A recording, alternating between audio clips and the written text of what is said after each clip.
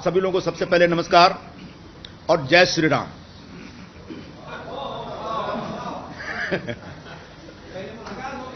ऐसा है, इस क्षण का बहुत दिनों से आपको भी इंतजार था और मुझे भी इंतजार था। आपको पता होगा, एक हफ्ते पहले मैंने घोषणा की थी और वो घोषणा तब की थी जब महाविकास आघाड़ी की तरफ से शिवसेना ने बगैर कांग्रेस के साथ सहमति बनाए एक खिचड़ी चोर को हमारे क्षेत्र का लोकसभा का अगला उम्मीदवार घोषित किया। मैंने साफ साफ कहा था, मैं खिचड़ी चोर के लिए काम नहीं कर पाऊंगा, क्योंकि भ्रष्टाचार एक बड़ा मुद्दा है। भ्रष्टाचार के मुद्दे पे कांग्रेस पार्टी हमेशा हाई मोरल ग्राउंड लेती है। अभी जो बची खुची शिवसेना है, उसके प्रमुख परसों गए थे वहां रामलीला मैदान में और वो भाषण देते देते बोले कि भारतीय जनता पार्टी यानी भ्रष्ट जनता पार्टी। तो भ्रष्टाचार अगर आपका इतना बड़ा मुद्दा है, तो जिस व्यक्ति के खिलाफ ईडी का केस लगा है, जिस व्यक्ति के ऊपर खिचड़ी चोरी का आरोप है, जिस व्यक्ति ने सप्लायर से 1,60,00,000 की दलाली ली है बाई चेक, उसको आप किस मुंह से उम्मीदवार बनाते हैं? मैंने यही मुद्दा खड़ा किया था और मुझे लगा था कि मेरी पार्टी जो दिन रात भ्रष्टाचार के मुद्दे पे सभी लोगों को नसीहतें देती रहती है, शायद इस विषय को समझेगी। लेकिन मेरी पार्टी ने भी नहीं समझा और इसलिए मैंने कल घोषणा की थी। जब मुझे पता चला कि ये कोई एक्शन लेने का मूड में है, तो मैंने कहा, काहे के लिए अपनी स्टेशनरी वेस्ट कर रहे हो? मैं कल सब अनाउंसमेंट कर दूंगा। मैंने रात को 10:40 पर खड़गे जी को अपना इस्तीफा भेज भी दिया था और मुझे लगता है कि उसके तत्काल बाद शायद उस इस्तीफे में कुछ ऐसे शब्द थे, ऐसा मेरा एक्सप्रेशन था, उनको लगा कि कुछ ज्यादा हो जाएगा अगर हम चुप रहेंगे, तब उन्होंने इस प्रकार का एक फैसला किया। मतलब A4 साइज का एक कागज कांग्रेस पार्टी ने आखिरकार बर्बाद कर दिया, ऐसा मेरा मानना है। अब रह गई बात, कांग्रेस पार्टी ये सब क्यों कर रही है? कांग्रेस पार्टी इस समय एकदम से संरचनात्मक ढंग से देखा जाए तो बिखरी हुई पार्टी है। वैचारिक तौर पर तो दिशाहीन है, ऐसा कई लोगों ने कई बार कहा, कांग्रेस पार्टी के लोगों ने ही कहा। लेकिन संरचनात्मक तौर पर एक पूरी तरह से बिखरी हुई पार्टी है। पहले कांग्रेस में एक पावर सेंटर हुआ करता था और उसका एक कॉकस होता था, उसके एक कोटरी होते थे, दरबारी होते थे और उसके खिलाफ बाकी लोग लड़ते रहते थे या संघर्ष करते रहते थे। इस समय कांग्रेस पार्टी में 5 पावर सेंटर्स हैं। आप चौंक जाएंगे सुनकर के, लेकिन ये सब हमने अनुभव किया हुआ है। अब पूछेंगे 5 पावर सेंटर कौन कौन से हैं, और पांचों के अपने कॉकस है, पांचों की अपनी लॉबी है और पांचों की जो लॉबी है वो आपस में टकराती रहती है, एक दूसरे को मारने में लगी रहती है। और उसमें बहुत सारे लोग, हमारे जैसे लोग जो किसी भी लॉबी का कोई बाहरी हिस्सा नहीं है, वो अक्सर तकलीफ में रहते हैं। और मैं अकेला नहीं, ऐसे लाखों लोग हैं कांग्रेस पार्टी से जुड़े। तो जो 5 पावर सेंटर है, उसमें सबसे पहले तो परमादरणीय सोनिया गांधी जी का एक पावर सेंटर है, उनके आसपास के लोग हैं। दूसरे आदरणीय राहुल गांधी जी का भी एक अपना पावर सेंटर है, उनके आसपास भी एक कोठरी है जो अपनी दुकान चलाता रहता है। फिर बहन जी की भी एक अपनी कोठरी है, वो अपने ढंग से एक्सर्ट करती रहती हैं, अपना पावर एक्सर्ट करती रहती हैं। अध्यक्ष महोदय हैं, उनका भी एक पावर सेंटर बन गया है। उनके आसपास जो लोग हैं, वहां तो ऐसे ऐसे लोग हैं जिनके पास कोई राजनीतिक अनुभव नहीं, कोई राजनीतिक आधार नहीं, अचानक उनके साथ जुड़ के वो हाईकमान बन गए और इस तरह की बातें करते, इस तरह की भाषा का इस्तेमाल करते जो मैं आपके सामने यहां प्रस्तुत नहीं कर सकता। और आखिरी एक जो पावर सेंटर है जनरल सेक्रेटरी ऑर्गेनाइजेशन का, वेणुगोपाल जी का, वो भी एक पावर सेंटर बना हुआ है भाई। वो भी अपने ढंग से अपनी राजनीति करते रहते हैं। जब हिंदी बोलते समझ में नहीं आता, अंग्रेजी बोलते समझ में नहीं आता, मलयाली हमको समझ में नहीं आता है। एक ऐसा आदमी पिछले इतने वर्षों से बैठा हुआ है और संगठन लगातार गर्त में जा रहा है, संगठन लगातार बुरे खराब दौर में, खराब हाल में है। तो एक कांग्रेस पार्टी में जो ये टकराव चल रहा है लॉबियों का, उसकी वजह से कांग्रेस के बाकी राज्यों में बैठे जो लीडरशिप है, जो मेरिटोरियस लोग हैं, जो योग्य लोग हैं, उन लोगों का कष्ट बढ़ता चला जा रहा है। गया बांध टूटा धीरज का, और उसके बाद जो सामने आया वो सब आपके समक्ष है। तो ये जो वैचारिक स्तर पर जो एक द्वंद्व चल रहा है पार्टी में, उसकी वजह से बड़े पैमाने पर कार्यकर्ताओं के अंदर एक निराशा और नाराजगी बनी हुई है। और अगर यूं ही चलता रहा तो आगे जाकर धीरे धीरे बहुत कुछ खत्म हो जाएगा, बिगड़ जाएगा, मुझे ऐसा लग रहा है। वैचारिक स्तर पर आप देख लें, मैं थोड़ा गंभीर बात कर रहा हूं, पता नहीं आप लोग इसको कितना दिखाना चाहेंगे, कितना इसमें इंटरेस्ट लेंगे। कांग्रेस ने बार बार कहा कि हम सेकुलर पार्टी हैं और सेकुलर विचारधारा के आधार पर हम काम करना चाहते हैं। सेकुलरिज्म में कोई गलत बात नहीं है। गांधी जी लेके आए थे ये सेकुलरिज्म की विचारधारा, हिंदुस्तान में बहुत पॉपुलर की है। लेकिन गांधी जी के सेकुलरिज्म में धर्म का विरोध नहीं था, वो सर्वधर्म संभाव था, सभी को साथ में लेकर चलते थे। लेकिन उसको अडॉप्ट किया नेहरू जी ने, जिसको हम नेहरूवियन सेकुलरिज्म कहते हैं। और नेहरूवियन सेकुलरिज्म में सबसे पहले धर्म का ही विरोध है। वो विचारधारा चलती रही। गांधी जी ने आजादी की लड़ाई में एक लीड ली, इस देश के तमाम लोगों के बीच वो जो विचारधारा थी नस नस में चली गई। बाद में नेहरू जी ने टेक ओवर किया, लगभग 17 वर्षों तक हिंदुस्तान पर राज किया उन्होंने बतौर प्रधानमंत्री। और जो नेहरूवियन सेकुलरिज्म था वो धीरे धीरे लोगों के नसों में चला गया। तो एक भूमिका होती थी कि नहीं ये गलत है, ये सही है, धर्म का जो आग्रह है उसकी एक मर्यादा होनी चाहिए, उसकी लिमिट होनी चाहिए। लेकिन जैसे सारी विचारधाराओं का एक टाइम लिमिट होता है या उसकी एक उम्र होती है, एक उम्र के बाद वो विचारधारा मर जाती है। और उसका सबसे बड़ा उदाहरण जो है कम्युनिज्म है। 1917 में बोल्शेविक रिवॉल्यूशन के बाद कम्युनिज्म आता है और रशिया में कम्युनिज्म की क्रांति होती है। रशिया में इतना बड़ा एक कम्युनिस्ट सरकार बन जाती है, उसका पूरी दुनिया में इसका प्रचार होता है। लेकिन 1991-92 आते आते पूरे कम्युनिज्म के खिलाफ विद्रोह होता है और कम्युनिज्म खत्म हो जाता है। मतलब उस विचारधारा की उम्र खत्म हो गई। बिल्कुल 70 वर्षों के बाद आज हिंदुस्तान में जो नेहरूवियन सेकुलरिज्म है, जिसमें धर्म के आग्रह का विरोध होता है, धर्म के अस्तित्व का विरोध होता है, धार्मिक होने का विरोध होता है, उसकी उम्र अब खत्म हो चुकी है। और इसको मानने समझने के लिए कांग्रेस पार्टी तैयार नहीं है।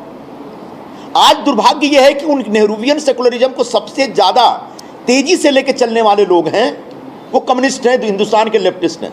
वो खुद ही खत्म हो चुके हैं। परसों मैं एक चैनल पे बोल रहा था कि पूरे कांग्रेस पार्टी पे लेफ्टिस्ट अप्रोच भर गया, हावी हो गया।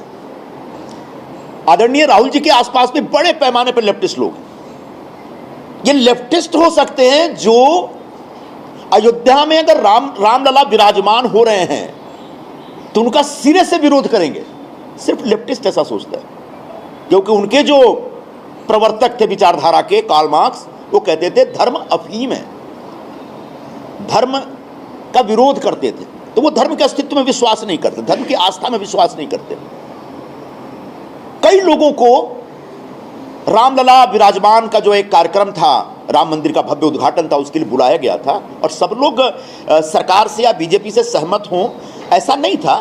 लेकिन सभी लोगों ने बड़े प्यार से, सम्मान से कहा कि साहब धन्यवाद, आपकी चिट्ठी मिली, आज अभी फुर्सत नहीं है, बाद में कभी हम आ जाएंगे। लेकिन किसी ने भी उस पूरे आयोजन, पूरे उत्सव के ऊपर सवाल नहीं उठाया। अकेला कांग्रेस पार्टी की चिट्ठी है जो कहती है कि नहीं, ये भारतीय जनता पार्टी का प्रचार है। और उस आधार पर उन्होंने राम के अस्तित्व के ऊपर सवाल उठाया और राम के होने पर और राम के प्रति जो आस्था है, उस आस्था को ही नकार दिया। बाद में बड़ी फजीयत हुई और उसके बाद 3-4 दिनों तक कांग्रेस पार्टी के प्रवक्ता उसके ऊपर जवाब देते रहे। यह लेफ्टिस्ट अप्रोच था, लेफ्टिस्ट प्रभाव था, यह कम्युनिस्टों का प्रभाव था कांग्रेस पार्टी। आज हालात यह है कि यह हिंदुस्तान पूरी तरह से धार्मिक हो गया है। पहले जो लोग बड़े बड़े उद्योगपति, बड़े बड़े क्रिकेटर, बड़े बड़े फिल्मकार मंदिरों में जाने से कतराते थे या मंदिरों में जाते हुए दिखने से कतराते थे, आज गर्व से जाते हैं। ये जो धर्म का जो आग्रह है, इसमें कहीं से गलत नहीं है। इसमें कहीं से ये नहीं कहा जा रहा कि दूसरे धर्मों से नफरत करिए। बाकी धर्म के लोग भी उतना ही अपने धर्म के प्रति आग्रह रखते हैं। लेकिन यहां पर जो नेहरूवियन सेकुलरिज्म था, उसने कहीं ना कहीं लोगों को, हिंदू धर्म को मुख्य धारा से बाहर कर दिया था। और हिंदू धर्म में आस्था रखना मतलब कोई गुनाह है या ब्लास्फेमी जैसा है, धर्मद्रोह है। इस प्रकार की एक भूमिका बन गई थी। आज कांग्रेस पार्टी वैचारिक स्तर पर अगर इस खांचे में देखें तो पूरी तरह से इरिलेवेंट हो गई, इस खांचे से बाहर हो गई। इसलिए लगातार लोग टूट रहे हैं, बिखर रहे हैं या अंदर अंदर कसमसा रहे हैं। तो वैचारिक आधार पर हालत खराब है, संगठनात्मक स्तर पर पूरा बिखरा हुआ है मामला। जो मुद्दे उठाए जा रहे हैं उन मुद्दों के प्रति कोई कमिटमेंट नहीं दिखता। सुबह कुछ बयान, शाम को कुछ बयान। जो नारे हैं ऐसे नारे हैं जो उनके घर में भी एक बार से दोबारा नहीं बोला जाएगा। न्याय का हक मिलने तक कितनी बार कोई बोल सकता है, कोई नारा है? और ये नारा लेकर के हम लोग निकल गए। उसका कारण यह है कि कांग्रेस पार्टी के शीर्ष नेतृत्व में बड़े पैमाने पर ऐसे लोग बैठ गए हैं जिनका जमीन से कोई नाता नहीं रह गया। जमीन पे क्या हो रहा है इसकी समझ नहीं है, इसकी पकड़ नहीं है। आधे से ज्यादा लोग तो आउटडेटेड हो चुके हैं, स्क्रैप मटेरियल है वो। ऐसे लोगों के हाथ में कांग्रेस की कमान है, तभी संजय निरुपम जो बोल रहे हैं उसको सुनने वाला कोई नहीं है वहां पे, और उसका नतीजा कल निकला और आज आपके सामने हूं। तो ऐसी कांग्रेस पार्टी के समक्ष मैंने विषय रखा था कि साहब मुंबई, महाराष्ट्र में या कहीं पर भी अलायंस कर रहे हैं तो अपने अस्तित्व को बचाने का भी एक विशेष आग्रह रखिए। मुंबई में क्या हुआ, 6 में से 5 सीटें दे दी गई, इसका मैंने विरोध किया। यह विरोध करना कुछ गलत है? मैं कह रहा हूं कि इससे कांग्रेस पार्टी आने वाले दिनों में मुंबई में हमेशा हमेशा के लिए खत्म हो जाएगी। ये मैं सच बोल रहा हूं, और इस सच के लिए सजा ये दे रहे हैं कि आप संजय निरुपम को निकाल रहे हैं पार्टी से। अगर सच बोलना गुनाह है तो यह गुनाह मैं करने के लिए तैयार हूं, लेकिन इस सच को स्वीकार करने के लिए तैयार हो जाइए कि शिवसेना के सामने आपने पूरी तरह से सरेंडर कर दिया है। मुझे यह भी पता है कि जब मैंने खिचड़ी चोर का मुद्दा शुरू किया और शिवसेना पर जोरदार हमला किया तो जो बची खुची सेना के प्रमुख हैं उन्होंने जोरदार दबाव डाला दिल्ली में कि अब तो संजय निरुपम को निकालिए आप। दूसरी पार्टी के नेताओं के कहने पर आप अपनी पार्टी के नेताओं को निकाल रहे हैं। चुकी है कांग्रेस पार्टी में कुछ कुछ पॉकेट्स रहेंगे, जैसे ब्रिटेन में जाएंगे तो लिबडेम पार्टी है, एक लिबरल डेमोक्रेटिक पार्टी है, उसके भी 2-4 एमपी चुन के आते रहते हैं। यहां पर भी कम्युनिस्टों के कुछ एमपी चुन के आते रहते हैं। वैसे ही 2, 4, 5, 10, 12, 25, 50 ऐसे एमपी चुन के आते रहेंगे। लेकिन अब कांग्रेस पार्टी हिंदुस्तान की राजनीति की मुख्य धारा की पार्टी नहीं रही।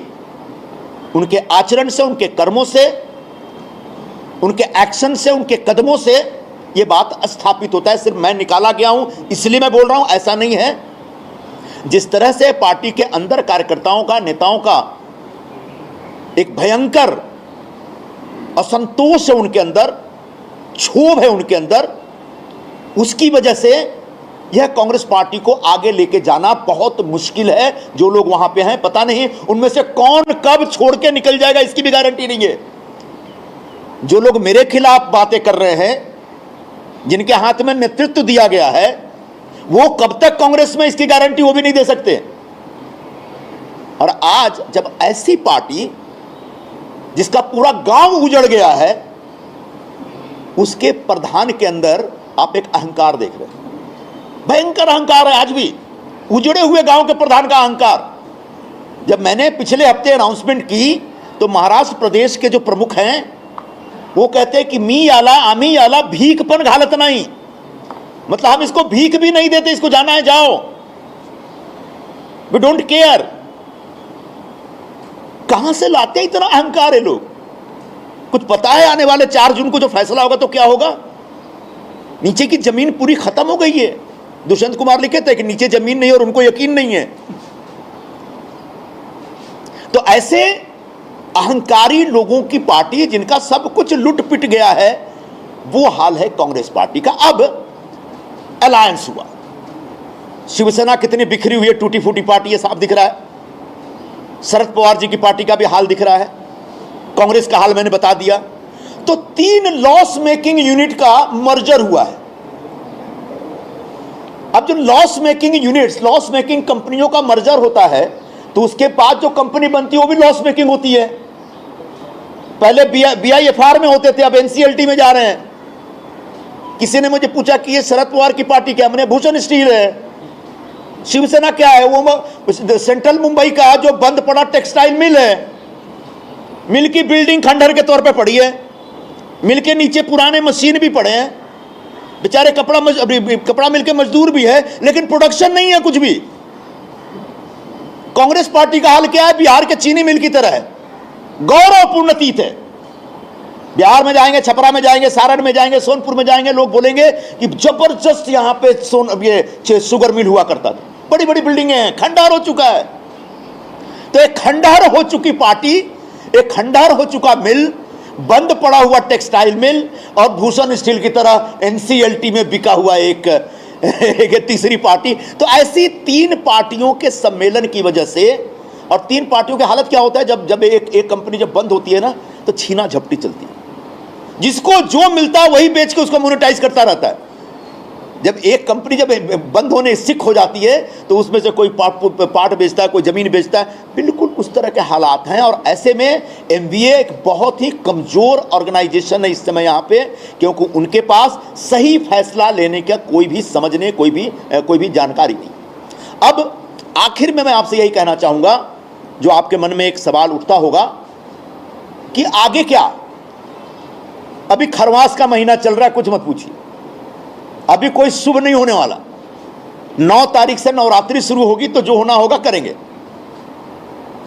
और इतना आपको बता देता हूं कि चुनाव लड़ूंगा और इस बार जीतूंगा, और यहीं से लड़ूंगा, यहीं से जीतूंगा, ये आप समझ लीजिए।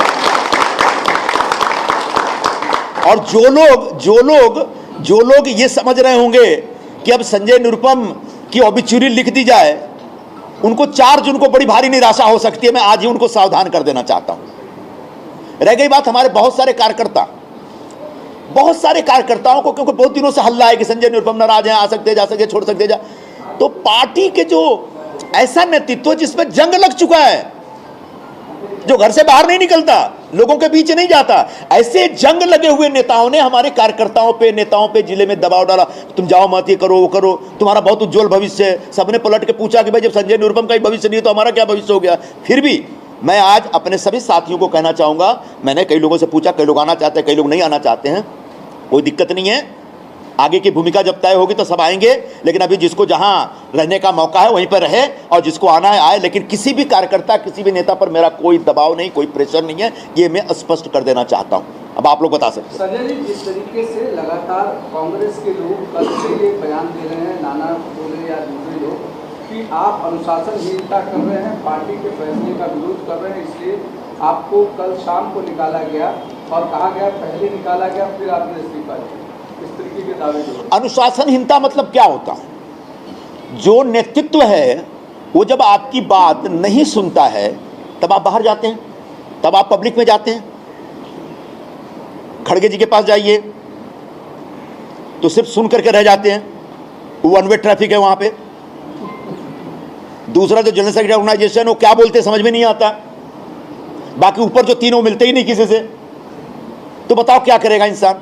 और जो मैं कर रहा हूं वो पार्टी को जो मैं कर रहा था वो मैं पार्टी को बचाने के लिए कर रहा था। और जिनका आपने नाम लिया वो पार्टी को बचा रहे हैं क्या? जिस तरीके से वंचित बहुजन अघाड़ी के साथ खिलवाड़ किया गया, उसमें कहीं से लगता है कि पार्टी के बचाने का प्रोग्राम था? ये सब पार्टी के अंदर बैठे हुए विभीषण है, और कब लंका जला के भागेंगे इसकी गारंटी नहीं दी जा सकती है। तो ऐसे विभीषणों की चिंता हमको नहीं है। संजय जी, एक सवाल ये है, आपने कहा खरवास है, कहाँ जाऊंगा ये मत पूछो, लेकिन आपने कहा चुनाव लड़ूंगा, इतना तो बता सकते हैं किसी पार्टी से लड़ेंगे या फिर इंडिपेंडेंट लड़ेंगे? वो अभी बता देंगे आपको। इंडिपेंडेंट चाहे नहीं लड़ेंगे, इतना चिंता मत करिए।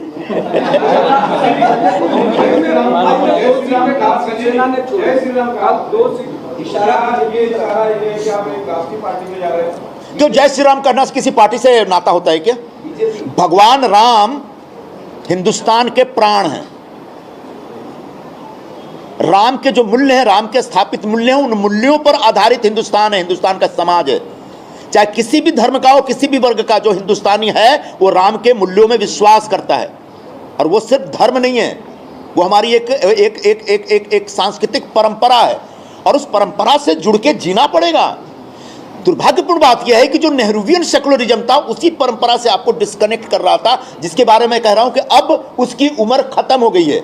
उस विचारधारा के नेहरू जी बहुत महान नेता थे, उनके प्रति मेरे मन में बहुत सम्मान है, लेकिन हर व्यक्ति की विचारधारा की एक समय सीमा होती है और उस समय सीमा अब संपन्न होती दिख रही है, जिसका सामने आपको चारों तरफ उसका सबूत दिखेगा।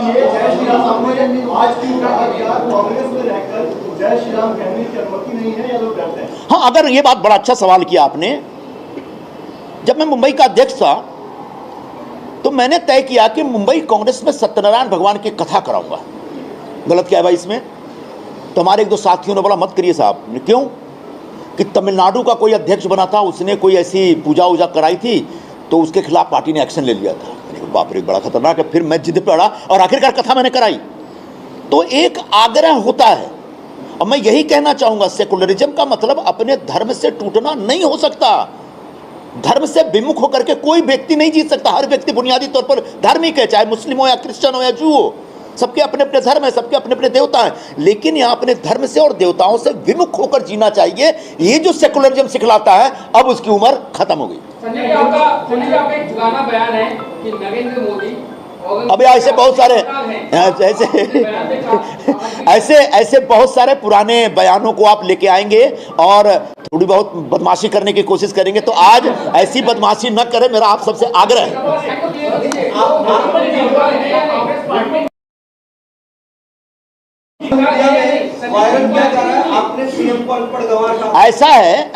ऐसा है, मैं एक आउटस्पोकन व्यक्ति हूं, बोलता हूं।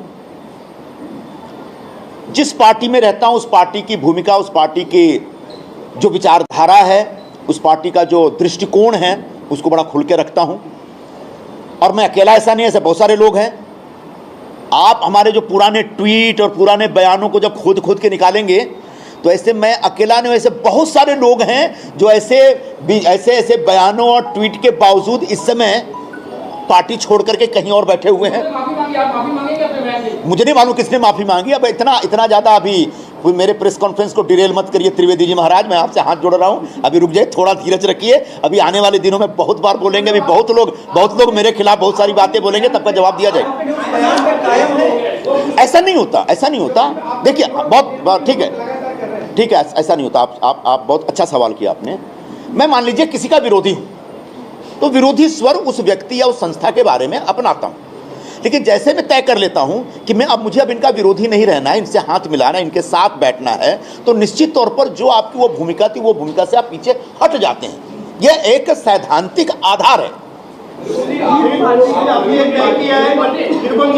आपने तय किया है कि नरेंद्र मोदी जी के साथ, उनके पार्टी के साथ बैठेंगे, और इसलिए मैंने तो कल बताया, परसों माझा कट्टा में, कि हिंदुस्तान में इस समय सोना का भाव, बेटी की उम्र और मोदी जी की लोकप्रियता लगातार बढ़ रही है। तब उसके बाद आगे क्या पूछना चाहते हैं बताइए?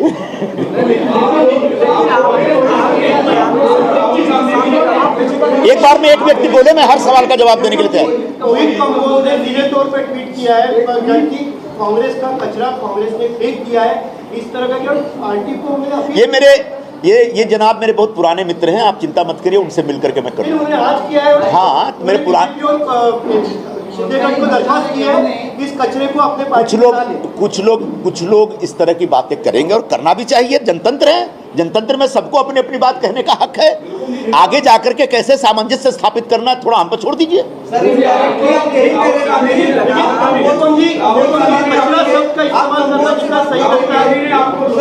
यही कहा कि आप कंबोज से बात कर लेंगे, आप जय श्री राम से किसी की शुरुआत करते हैं, आप मोदी की लोकप्रियता की बात करते हैं, कहीं ना कहीं समझा जा रहा है कि आप बीजेपी की तरफ जा रहे हैं। अभी इस बारे में मैं कोई ऑफिशियल स्टेटमेंट देने की स्थिति में नहीं हूं। संजय राहुल कांग्रेस के नेताओं को लेकर बयान दे रहे थे। अर्थात एक मिनट, मराठी शुरू करूं? राहुल गांधी ने आपको आश्वासन दिया था, बोले महाविकास आघाड़ी बन रही है, शिवसेना के साथ गठबंधन हो रहा है, फिर भी आपको चुनाव लड़ाया जाएगा, कांग्रेस यहाँ पे ज्यादा सीटों पे लड़ेगी। क्या राहुल गांधी अपने वादे से निकल गए या दबाव में आ गए शिवसेना के? मैं सिर्फ राहुल गांधी जी को दोष नहीं दूंगा। पूरी कांग्रेस पार्टी ने अलग अलग राज्यों में जो अपना पॉलिटिकल कामकाज है, उसको वहां के स्थानीय पार्टियों के ऊपर को आउटसोर्स कर दिया है। क्या हमारी पार्टी आप ही चलाइए। चाहे बिहार हो या महाराष्ट्र हो या तमिलनाडु दिख रहा है आपको, तो किसी एक व्यक्ति का फेलियर है। मैं नहीं सोचता, पार्टी के अंदर की जो सोच है उस पूरी सोच दोषपूर्ण है।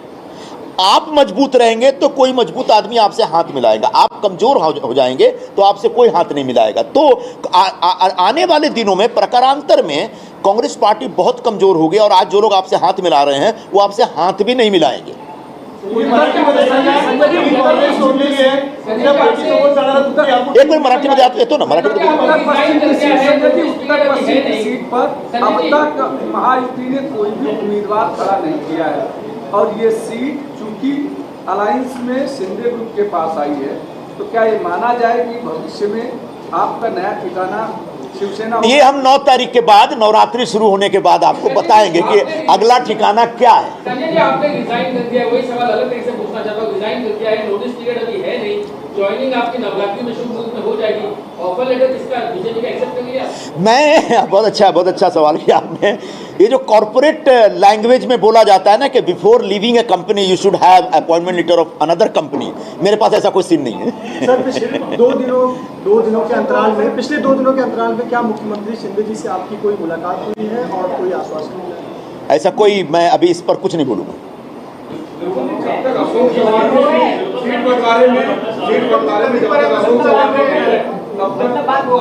मैं अभी कहाँ कुछ बोल रहा हूँ। आता चलो, आता सुरू करू मराठीत।